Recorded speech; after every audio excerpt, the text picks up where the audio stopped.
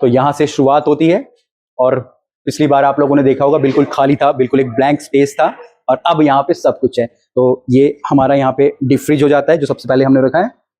इसके बाद यहाँ पे हमारा जो वॉशिंग वाला हमारा एरिया है 3 सिंक का जो हमने प्रॉपर्ली यहाँ पे किया है।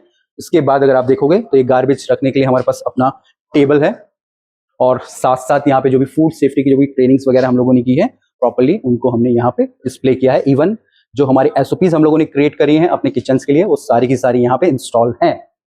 यहाँ पे अगर आप ऊपर देखेंगे प्रॉपर जो RO के जो वाटर्स लगे पड़े हैं आप देखिए यहाँ पे ये सारे के सारे यहाँ पे हैं।